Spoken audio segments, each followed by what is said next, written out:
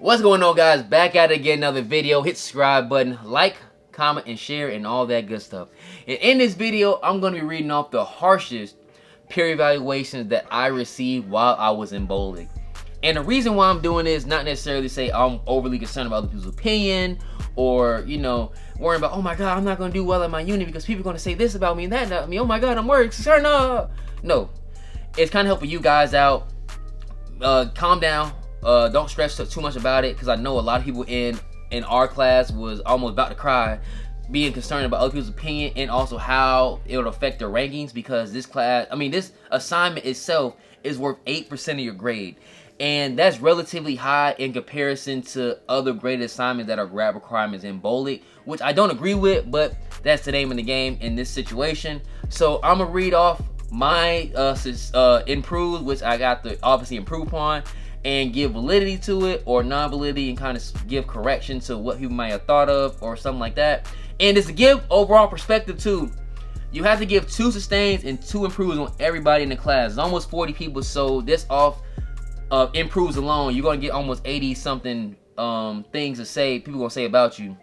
You know what I'm saying? And then same on the other side. And a lot of them wasn't that bad. Some were kind of generic. So I'm not reading all of them. I'm just going to read the one that kind of caught my eye for good or for bad, and just kind of go over it. So without further ado, let's get to it.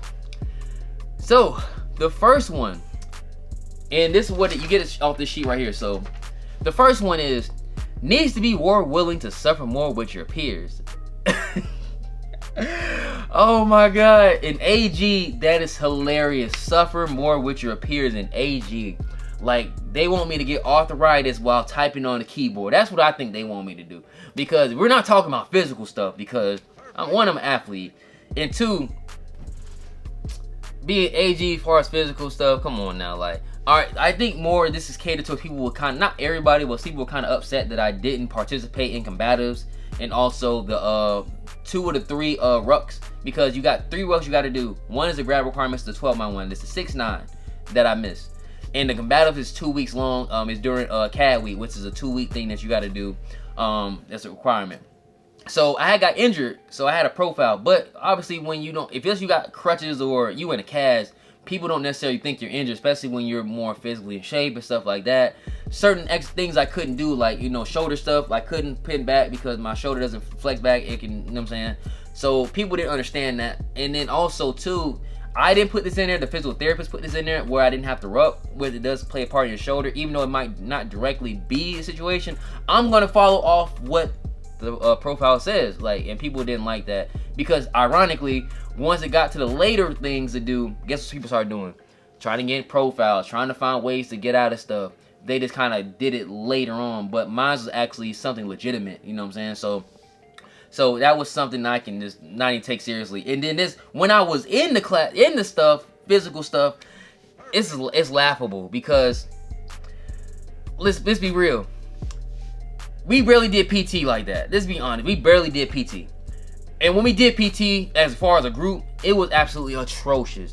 We're doing 11, 12-minute pace 2 miles, and people are falling out. Like, let's be serious. You know, you got people they're about to fall out on the rucks that I've seen personally. While in the same instance, I'm walking backwards while rucking with 50 pounds on my back, and they got 35 weight limit, talking. You know, so I don't understand that one. I think that they just more just kind of like upset because I didn't do the 2-week combatives, or didn't do the 2 or 3 rucks. But when I did it, it was easy. So I'm gonna throw that in the bud. Next one. His personality can be perceived as overbearing and intimidating. Jesus.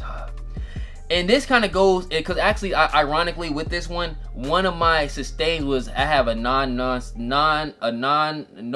personality that it makes him respected by his peers. So your personality depends on who you interact with. Could be a good thing or a bad thing. And this kind of goes, teaching lesson real quick. When you go to a unit, being able to identify people personality types, and that you could need to be more assertive. In other cases, you may not have to be as assertive. But the thing about it, here, you're interacting with different people on a very short, limited time, as opposed to your unit where you get to be around a little bit more. So that's kind of just gonna be depending on who you talk to.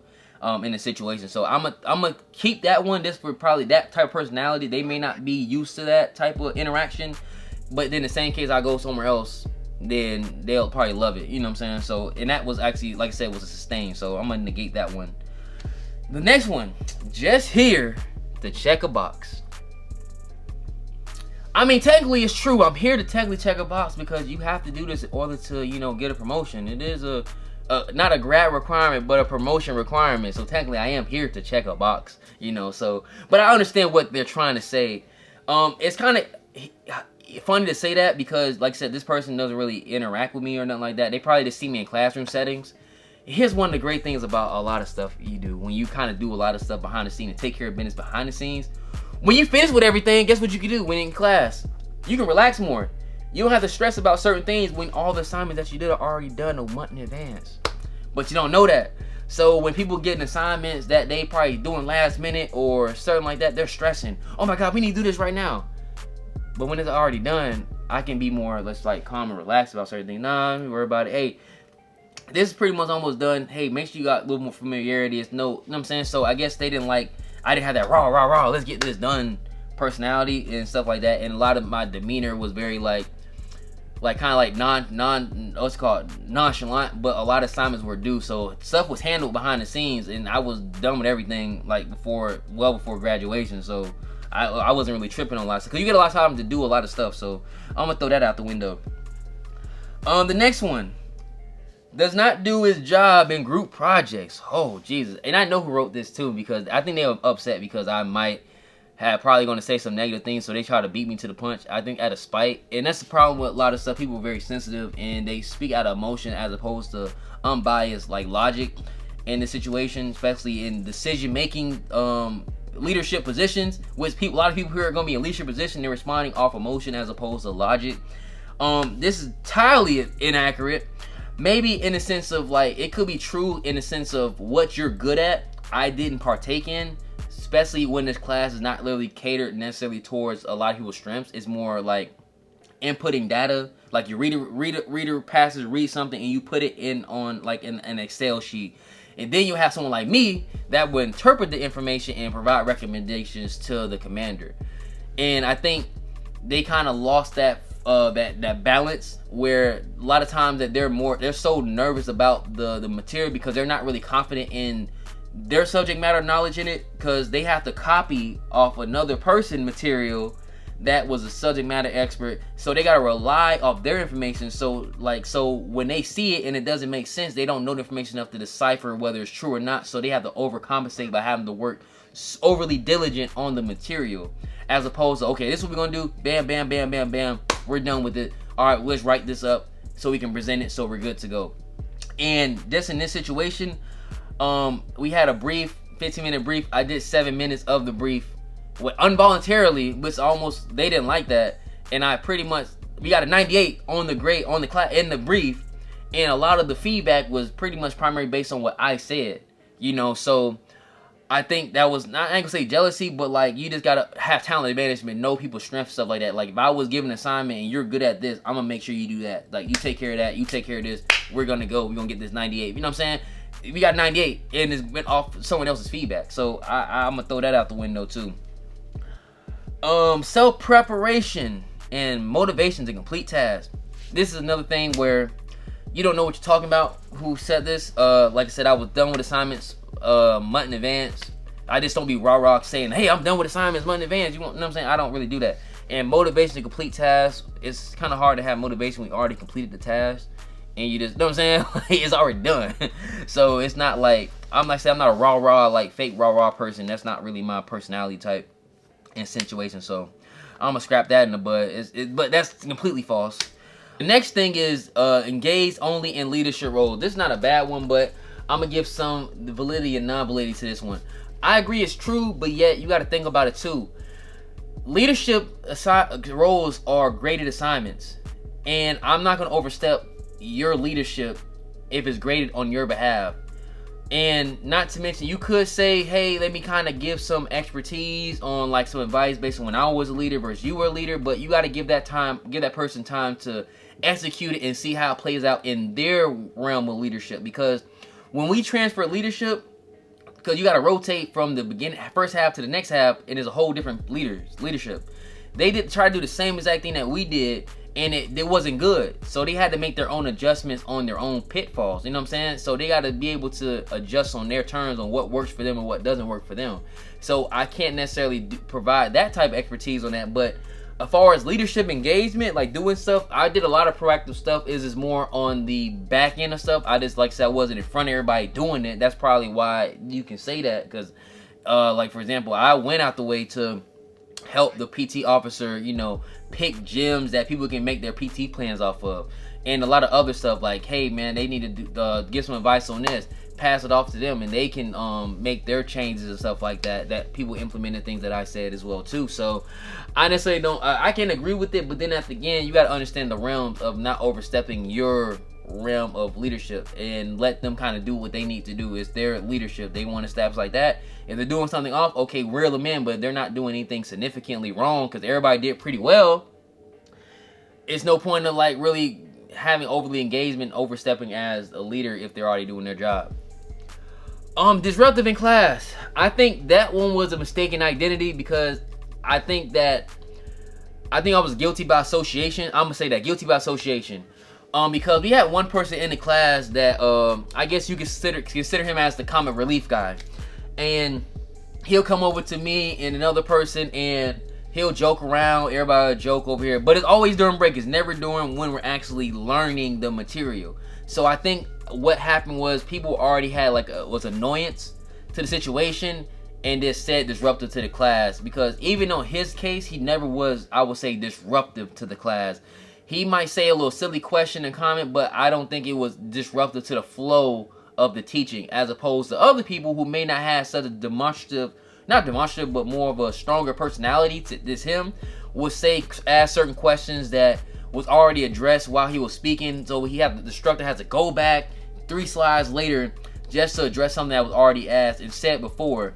I think that's more disruptive. I mean, you wasn't paying attention and you asked something that was already said. People would do that a lot of time in the class, where the class can be an hour long, but y'all asking questions that was already addressed and ends up making the class an hour and 30 minutes, almost an hour and 45 minutes because you wasn't paying attention.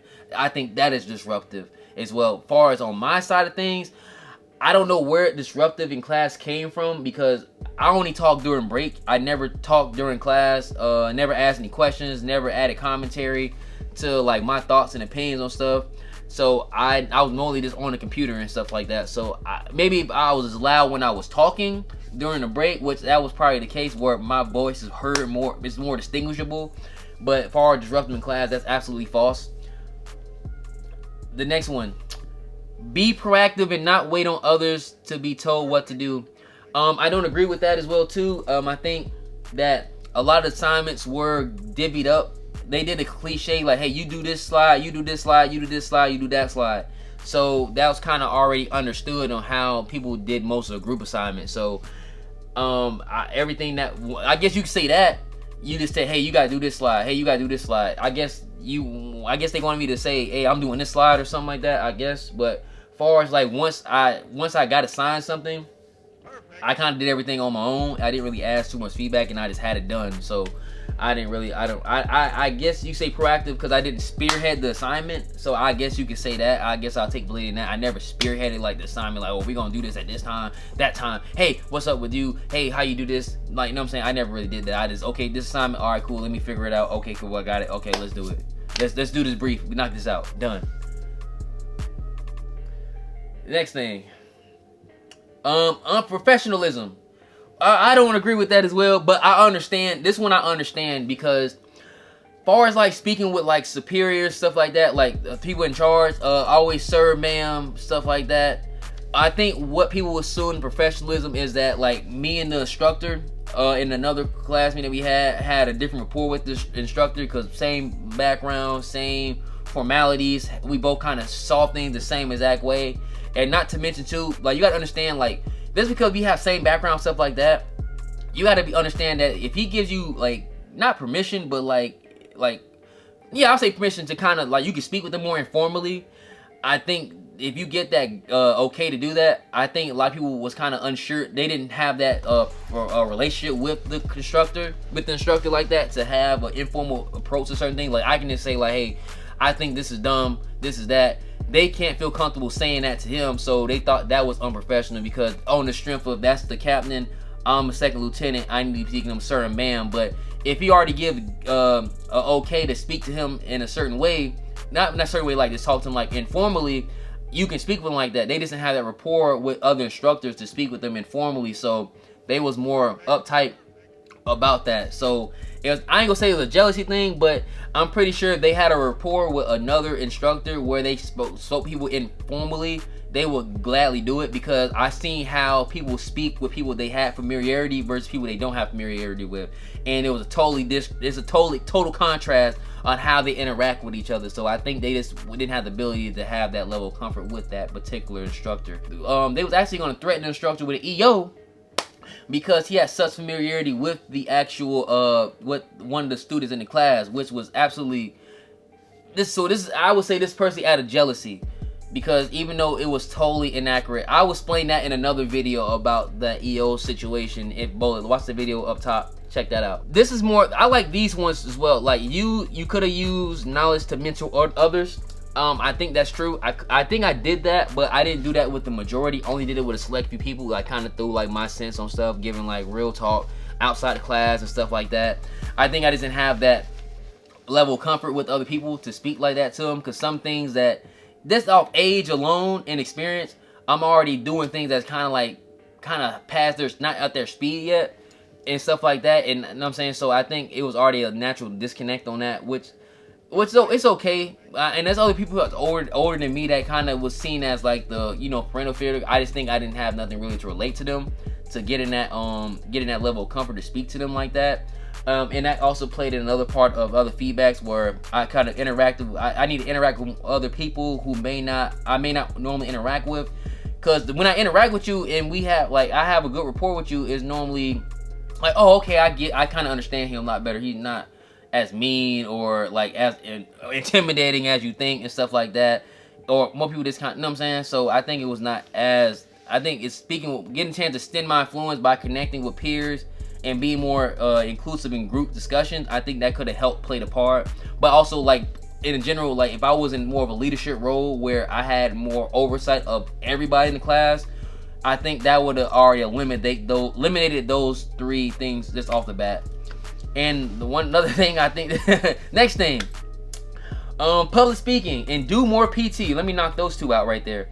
Public speaking, I don't know where they got that. Most of my strengths were public speaking, so I don't know where that one at. But I'm gonna say, if I had to think about what they meant about it, it's maybe they didn't understand my dialect, or maybe how I like my maybe like analogies, metaphors, or understand how I kind of conceptually speak on things, where I'm not just like, I'm not saying anything that's relatable to you, like, you know what I'm saying? Like I could be getting to a certain message, but you may not understand where I got the reference and tied it in, so you may not be able to correlate what I'm saying to you. So I think that may be the case. On the same thing about disconnect. More PT. Whoever said this, you better be 580 plus on the HCFT. Because if you anything below 560, you better not be telling me I do more PT. Just be honest. Like, I'm just being honest, especially in AG.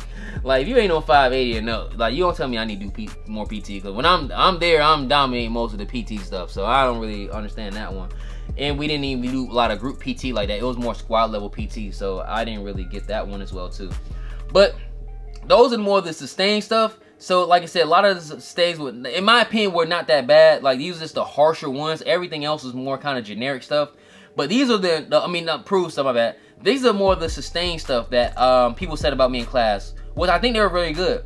Knowledgeable, easy to get along with, command presence, confidence, uplifts and motivate others, physical fitness, did well in leadership roles, a lot of great insight on situational awareness in the classroom, intellect, confidence in briefing, good morale, personable, provide good sound judgment and decision making, unafraid to give honest feedback even when it hurts someone's feeling, a no nonsense personality, makes him respected by peers, always approachable and friendly, and help others when needed. So like I said, it's give or take on how people kind of perceive you.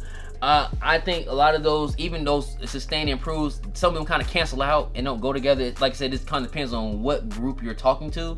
So the only reason I'm saying all this is that, like, take the feedback with a grain of salt. I already know I said that at the beginning. And just be able to understand the perception that you give. Only feedback that I will give far as on the peer evals just in the class is that I wish they had even make it more inconvenient and put it in the middle of the class, so you can give a middle and the end where you can at least help people can see what was said about them, and then they have an opportunity to improve upon it during the course. And then you can just say, hey, did this guy improve upon what you said about them earlier? Yes or no? Or stay the same? And then you can go off that. So you at least give them the opportunity to work out what people perceive about them, as opposed to, here's what people said about you the 3 days before class. Okay, go out to your unit, fix it. You know what I'm saying? And also it's gonna knock you off. It's gonna be detrimental to your grade or up your grade. And not to mention too, even if you're in the favorable part of it, it may not be because you're a good person. It may be because your personality is catered to the majority group here. So you might go into a whole nother environment where those type of personality is not prominent. You may have to interact with certain people that you may not get along with in majority, and that may switch as well too. So it's not necessarily about how well you do in a peer evaluation, is that how well are you perceived, and not just how you perceive. Can you get results based on how you interact? And do people respond to you based on the notion of your rank, or are they responding and getting stuff done off the notion of you? And if you can do that and also be seen as a resource and value to your unit, people on the strength are going to work for you as well too. So it's certain things that I read that I thought I saw value in, that I can work on, and there's a lot of great things that I think that people saw in me as well too, in the sustains too. So overall, I think peer eval is essential to BOLC. Just don't be too pressed about it. So let me know what you guys think. If you guys did peer evaluations, whether you was in OCS, ROTC, or if you did BOLC and was watching this video, or even if you was in this class watching this video, put some crazy peer evaluation, or what's your thoughts on peer evaluation? Should it be an should it be an instrumental part of the BOLC or any schoolhouse teaching and be graded heavily, or should it just be something that should not be graded at all and you shouldn't even have to worry about peer evaluation? Let me know what you guys think. Hit the subscribe button, and I'm out. Gone.